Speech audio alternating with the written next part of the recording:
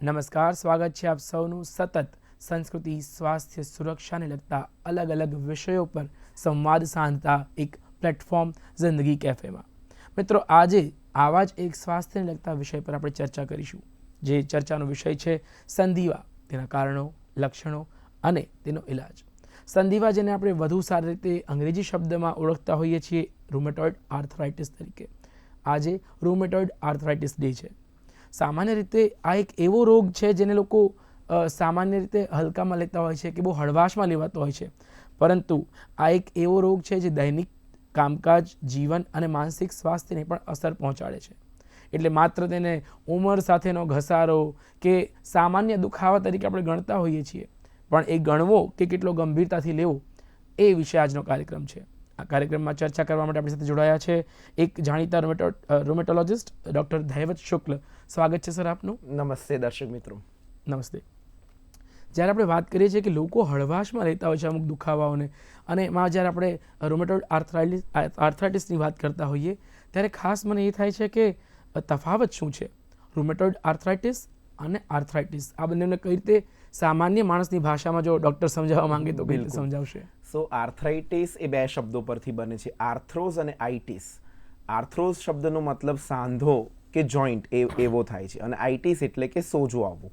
એટલે આ એક પ્રકારની મેડિકલ ટર્મિનોલોજી છે. કોઈ પણ પ્રકારના સાંધાના દુખાવાને કે સોજાને આપણે સામાન્ય ભાષામાં આર્થરાઇટિસ કહી શકીએ.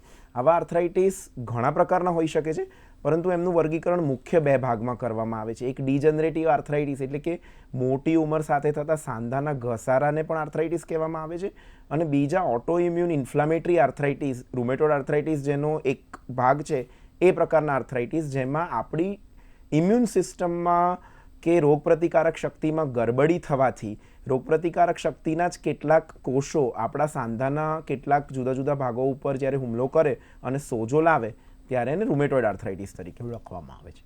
જી, સામાન્ય રીતે એના લક્ષણ કયા કયા છે? એટલે ક્યારે કોઈ સામાન્ય માણસે પોતે એવું સમજવું કે આ સામાન્ય દુખાવો નથી, આ સામાન્ય કરતાં કંઈક અલગ લક્ષણ છે, અને આવા લક્ષણો જો દેખાય તો મારે ડૉક્ટરની સલાહ લેવી જરૂરી છે? બિલકુલ, આ ખૂબ જ અગત્યનો સવાલ છે. હવે ઇન્ફ્લામેશન જે અંગ્રેજી શબ્દ છે, સોજો આવવો એટલે વાસ્તવમાં શું? એ કેટલાક લક્ષણોનો સમૂહ છે.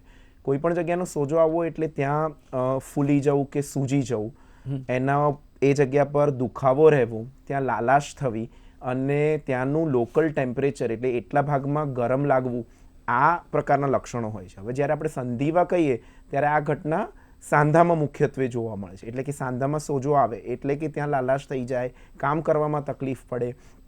ખાસ કરીને મોર્નિંગ સ્ટીફનેસ એનો બહુ જ અગત્યનો કોમ્પોનન્ટ છે.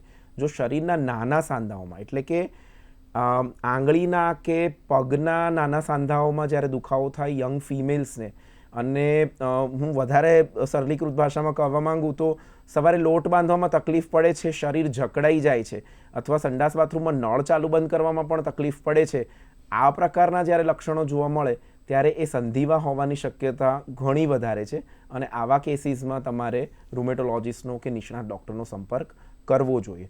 પરંતુ તમે એક બાબત બહુ જ કાર્યક્રમની શરૂઆતમાં જ કહી કે આ માત્ર સાંધાનો રોગ નથી. સો અંગ્રેજીમાં પણ રૂમેટોઇડ આર્થરાઇટિસને મિસનોમર એટલે ખોટા નામવાળો, એટલે સાંધા પર તો એ પ્રગટ થાય છે, પણ શરીરના તમામ અવયવો પર એ અસર કરી શકતો હોય છે. જેમ કે આંખોમાં એની અસર થાય અને આંખોમાં કોરાશ પડવા માંડે, કે આંખમાં ફોરેન બોડી સેન્સેશન એટલે ખૂંચ્યા કરે, એવું લાગે કે મારી આંખમાં કંઈક પડી ગયું છે, અથવા આંખમાં લાલાશ આવે અનયુઝ્યુઅલ પ્રકારની, જેના લીધે જોવામાં પણ ઘણી બધી વખત તકલીફ પડી શકે, અથવા તો મોઢું કોરું થવું, કોરું ફૂડ જેમ કે આપણે બટાકા પૌવા કે બિસ્કિટ, ટોસ્ટ વગેરે વસ્તુઓ ખાઈ ના શકીએ જ્યારે, અને એ ખાતી વખતે આપણને સતત શોષ અનુભવાય, અથવા પાણી પીવાની ઈચ્છા થાય, દૂધ કે કોફી વગર બિસ્કિટ ખાઈ જ ન શકીએ એવી પરિસ્થિતિ થાય, તો એ જે લક્ષણો છે એ પણ અમુક પ્રકારના રૂમેટોઇડ આર્થરાઇટિસ સાથે સંકળાયેલા હોઈ શકે છે. તદુપરાંત આ ફેફસા પર પણ અસર કરી શકે છે. તો ચાલતી વખતે શ્વાસ ચડવો, કોરી ખાંસી રહેવી જે મટતી ન હોય, જો સાંધાના દુખાવા સાથે આવા વધારાના લક્ષણો હોય તો એ વધારે ગંભીર કે સાંધાની બહાર પણ સંધિવા ફેલાયો છે એ પ્રકારના લક્ષણોનું સૂચન કરે છે, અને આવા કેસીસમાં તમારે વિશેષ કરીને રૂમેટોલોજીસ્ટનો સંપર્ક તરતથી કરવો જોઈએ. બરાબર. આપણા એક દર્શક મિત્ર ગોરધનભાઈ રાણા જંબુસરથી જોડાયા છે. જી ગોરધનભાઈ, આપનો પ્રશ્ન જણાવશો. હા નમસ્કાર સાહેબ, હું આ પ્રશ્ન આવા ટોપિકની ઘણા વખતથી રાહ જોતો હતો. જી. હવે સંધિવાના કારણે મારી મિસિસની દવા 4 વર્ષ ખાધી જુદા જુદા ડોક્ટરો પાસે. જો બરોડામાં એક જીત પટેલ છે, એમની દવા 2 વર્ષ ખાધી પણ કોઈ ફેર પડતો નતો. આખરે વધુ પડતા બોટલ, વધુ પડતા ઇન્જેક્શન, વધુ પડતી દવાને કારણે પેટમાં પાણી થઈ ગયું, લોહી ઓછું થઈ ગયું અને એક્સપાયર થઈ જાય. તો સાહેબ શું આ રોગ ખરેખર જીવલેણ છે? આના વિશે બહુ જ અગત્યનો પ્રશ્ન પૂછ્યો છે અને તમને સ્વજન ગુમાવ્યું હોય એટલે દુઃખ હોય એ સ્વાભાવિક છે. એ માટે હું પહેલાં તો દિલગીરી વ્યક્ત કરું છું અને મારી સાંત્વના તમારી સાથે છે. ઇન્ટરેસ્ટિંગલી લાર્જર પર્સપેક્ટિવમાં જોઈએ તો રૂમેટોઇડ આર્થરાઇટિસ કે સંધિવા કોઈ જીવલેણ પ્રકારનો રોગ નથી. એને બહુ જ સારી રીતે, યોગ્ય રીતે જો મોનિટર કરવામાં આવે તો ઘણા બધા પ્રકારના કોમ્પ્લિકેશનથી બચી શકાય છે. અને આની સારવાર નિષ્ણાત ડૉક્ટરના માર્ગદર્શન હેઠળ જ થવી જોઈએ. અને સારવાર, કારણ કે આ એક પ્રકારનો ક્રોનિક ડિસીઝ છે, જેમ ડાયાબિટીસ, બ્લડ પ્રેશર વગેરે રોગો માટે પણ આપણે લાંબા સમય સુધી સારવાર હેઠળ રહેવું પડે છે. ઘણી વખત લાઈફ લોંગ સારવારની પણ જરૂર પડતી હોય છે. એમ આ પ્રકારના રોગો રિલેપ્સિંગ રેમિટિંગ એટલે ઉથલો મારે અને શાંત થઈ જાય એ પ્રકારના રોગો છે. એટલે જ્યારે પણ એનો ઉથલો મારે ત્યારે એની યોગ્ય પ્રકારની દવાઓ કરવી જોઈએ અને નિષ્ણાતના માર્ગદર્શન હેઠળ કરવી જોઈએ. હવે ઘણી બધી વખત આ દવાઓ પણ અમુક પ્રકારના અવયવોને, આપણે વાત કરી કે આપના વાઈફને પેટમાં પાણી ભરાઈ જવાનું કે લીવર પર પ્રોબ્લેમ થવાનું, સો એ રોગના કારણે પણ થઈ શકે. અમુક વખત દવાઓ માફક ન આવે તો પણ થઈ શકે. એટલે એના કારણોની બહુ વિસ્તૃત તપાસ જરૂરી બને છે. અને એટલા માટે જ રૂમેટોલોજીસ્ટનો સંપર્ક કરવો અને એમના માર્ગદર્શન હેઠળ સારવાર કરાવવી ખૂબ જરૂરી છે. મેં કીધું એ પ્રમાણે આ રોગ સામાન્ય રીતે જીવલેણ હોતો નથી, પરંતુ જ્યારે એ ફેફસા ઉપર કે લીવર પર કે વાસ્ક્યુલાઇટિસ પ્રકારના કોમ્પ્લિકેશન જ્યારે કરે ત્યારે કેટલાક જૂજ કિસ્સામાં એ જીવલેણ પણ હોઈ શકતો હોય છે. અમે દરેક વસ્તુના ઉપાયો હોય, પરંતુ બધા જ ઉપાયો દરેક વખતે કારગર નીવડતા નથી. એટલે એટલા માટે જ અમે છે ને અર્લી ડાયગ્નોસિસ પર ભાર મૂકીએ છીએ. ઘણી બધી વખત દર્દી અમારી પાસે આવે ત્યાં સુધીમાં ઓલરેડી ખૂબ મોડું થઈ ગયું હોય છે. એને અમારી ભાષામાં ડિસીઝ અને ડેમેજ, ડિસીઝ એક્ટિવિટી અને ડેમેજ, અને હું બહુ સાદી ભાષામાં સમજાવવા માંગુ તો એવી વાત છે કે અમારું કામ છે ને ફાયર બ્રિગેડ જેવું છે. તમારા ઘરમાં કે શરીરમાં સોજાની આગ લાગેલી હોય ત્યારે અમે હેલ્પ કરી શકીએ, પરંતુ અમારા આવતા પહેલાં જે વસ્તુ રાખ થઈ ગઈ હોય એને બચાવવાના ઉપાયો ઘણી વખત હોતા નથી. એટલે આપના અનફોર્ચ્યુનેટ કિસ્સામાં એવું બની શકે કે કદાચ સારવાર માટે બહુ લાંબો સમયગાળો વીતી ગયો હોય, અથવા મોડું ડાયગ્નોસિસ થયું હોય, અથવા અર્લી સાઇન્સ આપણે મિસ કરી હોય. તો એટલા માટે હું રિક્વેસ્ટ કરીશ દર્શક મિત્રોને કે જ્યારે પણ મેં કહ્યા એ પ્રમાણેના લક્ષણો, જેટલું જલ્દી આપણે આપણા ડૉક્ટર સાહેબના સંપર્કમાં આવી શકીએ. અને રૂમેટોલોજીસ્ટ જ નહીં, હવે MBBS MD ડૉક્ટર્સને પણ ટ્રેનિંગમાં શીખવવામાં આવે છે. એટલીસ્ટ સાચા ડૉક્ટરના આપ સંપર્કમાં આવો. એમને જો યોગ્ય લાગશે તો એ આપને રૂમેટોલોજીસ્ટને રેફર કરી આપશે. એટલે એટલીસ્ટ ડૉક્ટરનો સંપર્ક આપ કોઈ પણ પ્રકારના લક્ષણો જણાય તો એને અવગણવાના બદલે કરી શકો છો. આપણે આ રોગ, એના કારણો કયા છે એની પણ વિસ્તારે ચર્ચા કરીશું. પણ હાલ લાભુબેન કેશોદથી જોડાયા છે. જી લાભુબેન, આપનો પ્રશ્ન જણાવશો. હેલો, હા બોલો. હાજી નમસ્તે. નમસ્તે. જી હા, આપનો પ્રશ્ન જણાવશો. હા નમસ્તે સાહેબ. નમસ્તે. મારે છે ને આર્થરાઇટિસ, સંધિવા, પછી ડાયાબિટીસ છે, બીપી છે. હાલવા ચાલવામાં તકલીફ થાય, બેસવું હોય તો એમને બેસાતું નથી, લોટ બાંધવું તો માંડ બંધાય છે. બિલકુલ. સો લાભુબેન, આપનો પ્રશ્ન શું છે એ જણાવશો. હા બોલો સાહેબ. હા, તમે તમારી તકલીફોની વાત કરી, પણ આ તકલીફ માટે આપ કોઈ ડોક્ટરને મળ્યા છો? જી, મને લાગે છે કે આ કેટલી દવા કરી સાહેબ. ઓકે. સો જો તમને લોટ બાંધવામાં તકલીફ પડતી હોય અને તમે જે વર્ણન કર્યું કે તમને સાથે સાથે ડાયાબિટીસ અને બ્લડ પ્રેશરની પણ બીમારી છે, સો આને અમારી ભાષામાં કોમોર્બિડિટી કહેવાય.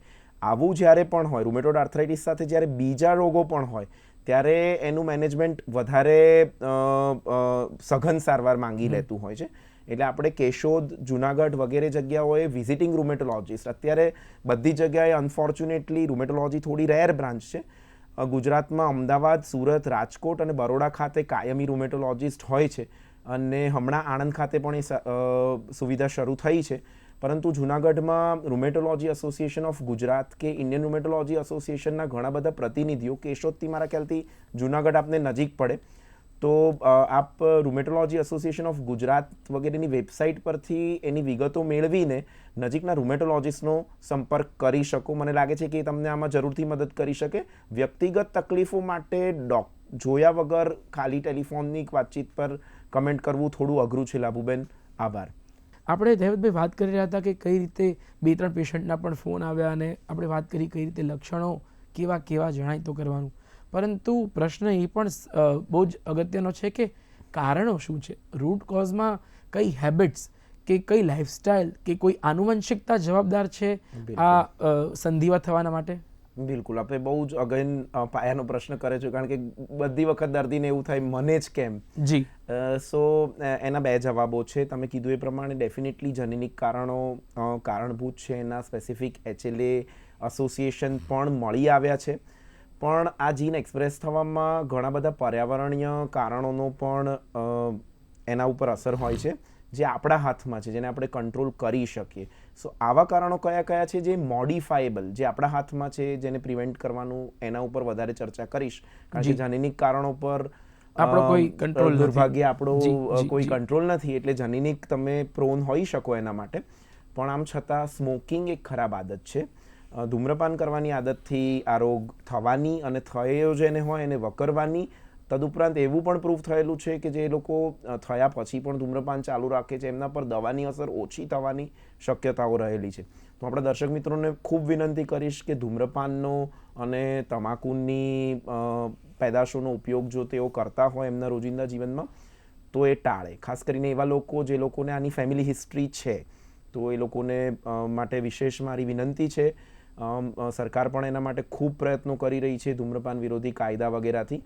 તો આપણે એમાં સાથ આપીએ અને ધૂમ્રપાનનો ત્યાગ કરીએ. પહેલો પ્રશ્ન છે. બીજો, દાંતની અને પેઢાની સફાઈ એ ખૂબ અગેન સીધું રૂમેટોઇડ આર્થરાઇટિસ સાથે કનેક્ટેડ છે. એટલે નિયમિતપણે દિવસમાં 2 વાર બ્રશ કરવાથી પણ એને પ્રિવેન્ટ કરી શકાય. અને ખાસ કરીને પાયોરિયા કે એવી દાંતની જો તકલીફ હોય તો આપ નિષ્ણાત ડેન્ટિસ્ટ પાસે એની સારવાર કરાવો. કારણ કે તમે કારણો પૂછ્યા છે, અથવા દાંતના પેઢા સાથે કે સ્મોકિંગ સાથે એને સીધા શું લેવા દેવા હોય, તો એને બહુ જ સાદી ભાષામાં સમજાવવાનો પ્રયત્ન કરું તો આપણા શરીરમાં એક રોગપ્રતિકારક તંત્ર છે, જેનું કામ છે બહારના બેક્ટેરિયા અને વાયરસ સામે લડવાનું.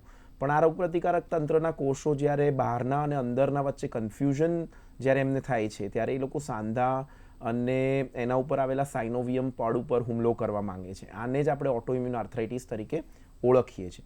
અને સ્મોકિંગ, પેઢાના રોગો વગેરે આના ટ્રિગરિંગ ફેક્ટર, એટલે કે એને પિસ્તોલ તો છે, તમારું જીનેટિક્સ તમારું ખરાબ હોય અથવા એ પ્રકારનું જનનિક બંધારણ હોય તો તમારી પિસ્તોલ ભરેલી છે, પણ આ બધા ફેક્ટર્સ ટ્રિગરની જેમ કામ કરે છે, એટલે પિસ્તોલનો ગોળો દબાવે છે.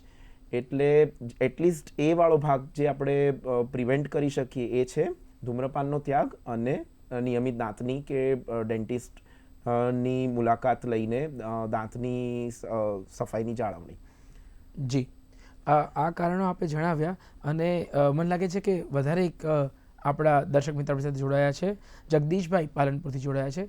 જી જગદીશભાઈ, આપનો પ્રશ્ન જણાવશો. હાજી નમસ્તે. હા, હવે શુક્લા સાહેબ, એવું છે મારે પગે ઢીંચણમાં અને વગડ્યોના સોઢામાં નીચેના હાથના વાપની જેવી તકલીફ છે. મેં ઓથોરાઇઝર નિષ્ણાતને પાલનપુર બતાવી તો ઘસારો પણ ના પાડે છે, દવા લીધી પણ ચાલાતું નથી. ડાયાબિટીસ છે, ડાયાબિટીસ વાળા ડોક્ટર કે ચાલવા રાખો, ઢીંચણની તકલીફના લીધે ચલાતું પણ નથી.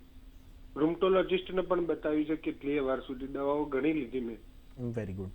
આ બહુ જ અગત્યનો પ્રશ્ન છે કે તમને ડાયાબિટીસ છે, તમને સાંધાનો ઘસારો આવે ત્યારે કેટલીક વખત ડૉક્ટર એવું કહેતા હોય છે કે ખૂબ ચાલવું નહીં, અને સંધિવાના ડૉક્ટર એવું કહેતા હોય છે કે એક્ટિવ રહેવું અથવા ચાલતા રહેવું. ત્યારે ખરેખર જો કન્ફ્યુઝન થાય તો શું કરવાનું છે. સો આપણા ચાલવા માટેના જે મસલ્સ છે એમાં ખાસ પ્રકારના મસલ્સ હોય છે, હું એમના અંગ્રેજી નામ લઈશ, ક્વાડ્રીસેપ્સ અને હેમસ્ટ્રિંગ કહેવામાં આવે છે. સો આ મસલને વિશેષ પ્રકારની ફિઝિયોથેરાપી સારવારથી સ્ટ્રેન્થન કરીને ફિઝિયોથેરાપિસ્ટના માર્ગદર્શન અનુસાર કેવી રીતે વજન મૂકવું, પહેલાં કયા પગ પર મૂકવું વગેરે થોડી ટ્રેનિંગ લઈને ડેફિનેટલી મારી દ્રષ્ટિએ ચાલતા રહેવું જોઈએ. ચાલવાની એક્સરસાઇઝ ખૂબ અગત્યની છે, પણ યસ, ખોટી રીતે ચાલવાથી કે પગનો મિસયુઝ કરવાથી ઘસારો વધી શકે છે. એટલે પહેલાં તો અગેન આપના લક્ષણો આપે રૂમેટોલોજીસ્ટને પણ બતાવ્યું છે એવું આપે કહ્યું.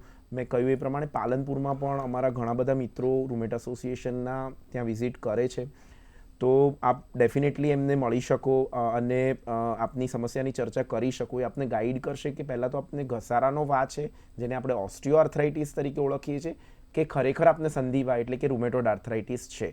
જો ઘસારાનો વા હોય તો અગેન આપની ઉંમર વગેરેને ધ્યાનમાં લઈને કદાચ ઓર્થોપેડિક ડૉક્ટર આપણને ઓપરેશનનું પણ સૂચના આપી શકે, જ્યારે સંધિવાની સારવાર માત્ર દવાઓથી અને લાઇફસ્ટાઇલ મેનેજમેન્ટથી કરવામાં આવતી હોય છે. જી, વધુ એક દર્શક મિત્ર નમ્રતાબેન અમદાવાદથી જોડાયા છે. જી નમ્રતાબેન, આપનો પ્રશ્ન જણાવશો. હા, હેલો. મારો પ્રશ્ન એ છે કે મને 2017થી છે ને રૂમેટો આર્થરાઇટિસ છે, તો મેં ઘણી દવાઓ લીધી છે ડૉક્ટરની. પછી મેં છેલ્લે હોમિયોપેથિક અને અત્યારે છેલ્લે આયુર્વેદિક પણ દવાઓ લીધી, પણ મને છે ને સારું તો થયું, પણ એમાં એવું થયું કે મને અત્યારે નીચે બેસવામાં અને બીજું કે હાથની મુઠ્ઠી વળતી નથી. જે સરે પહેલા વાત કરી કે લોટ બાંધવામાં તકલીફ પડે છે, એ લોટ બાંધવામાં તકલીફ પડે છે એટલે હાથની મુઠ્ઠી વળતી નથી. અને બીજું કે સરે જે આંખનું કીધું એમાં મને આંખમાં સખત ડ્રાયનેસ આવી ગઈ છે. એટલે હું 5-6 ડોક્ટરને મળી ચૂકી છું, પણ હજી મને સારું નથી થતું. તો સરને મારે એ પૂછવું છે કે સર, આ ડ્રાયનેસ અને આ રૂમેટો આર્થરાઇટિસ મટી જશે? મટી જશે? આ બહુ જ અગત્યનો પ્રશ્ન છે. અગેન ઘણી બધી વખત દર્શક મારા દર્દીઓ પણ આ પ્રશ્ન અને પહેલાં તો અંગ્રેજીમાં છે ને એના માટે જુદા જુદા શબ્દો છે. કોઈ પણ ડિસીઝ કાબૂમાં રહેવો, મટી જવો, એ મટી જવો એટલે આપણે શું ગણીએ છીએ? શું દવા બંધ થઈ શકે એ મટી જવું છે? એવું જો આપ મટી જવાનું ગણતા હો તો કેટલાક કિસ્સામાં રૂમેટોઇડ આર્થરાઇટિસમાં દવા પણ બંધ કરી શકાય છે. એના માટેના સ્પેસિફિક આઉટકમ મેજર્સ હોય છે, એને માપમાં લઈને જો એ આપના કંટ્રોલમાં હોય પેરામીટર્સ, તો દવા બંધ કરી શકાય છે. પણ જેને ક્લિનિકલી મટી ગયું એવું કહીએ, જેમ કે મલેરિયા થાય કે ડાયરિયા થાય, તો એકવાર થયો અને મટી ગયો એટલે એનો રિપોર્ટ એક વખત પોઝિટિવ આવ્યો અને બીજી વખત નેગેટિવ આવે અને તમારો કોર્સ હોય 3 દિવસનો 5 દિવસનો, એ પૂરો થાય એટલે મટી જાય. એવું મટી જવાનું રૂમેટોઇડ આર્થરાઇટિસમાં હોતું નથી. જ્યારે બીજા કેટલાક રોગો જેમ કે ડાયાબિટીસ કે બ્લડ પ્રેશર મેં કીધું એમ એક વખત થાય તો આખી જિંદગી દવા લેવી પડતી હોય છે.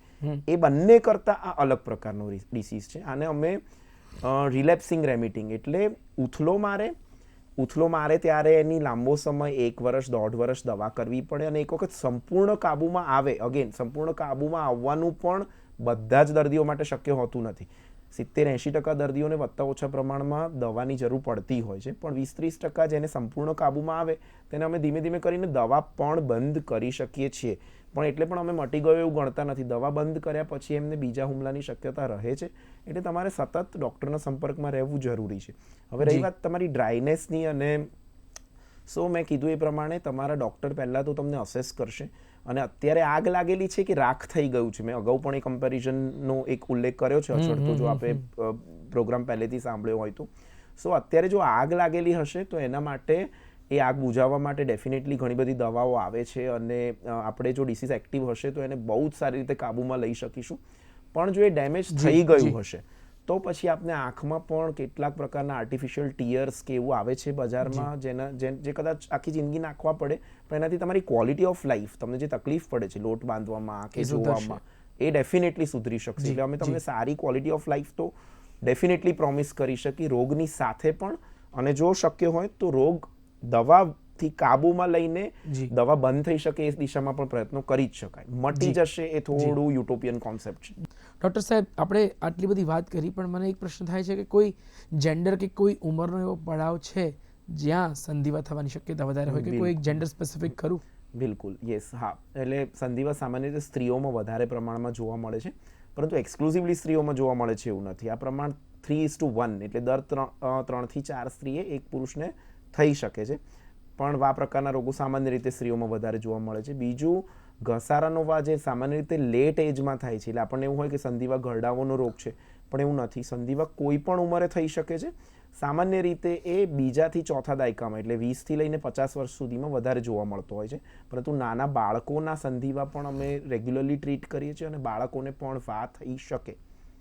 જી, તો નિદાન કઈ રીતે થાય છે? કોઈ ટેસ્ટ છે કે કઈ રીતે બિલકુલ. એનું નિદાન આ કરી બહુ જ શકાય છે? અગત્યનો પ્રશ્ન છે. નિદાન સામાન્ય રીતે ક્લિનિકલ હોય છે, એટલે તમારા લક્ષણોના આધારે ડૉક્ટર એમની ક્લિનિકલ સૂઝબૂઝના આધારે આનું નિદાન કરતા હોય છે.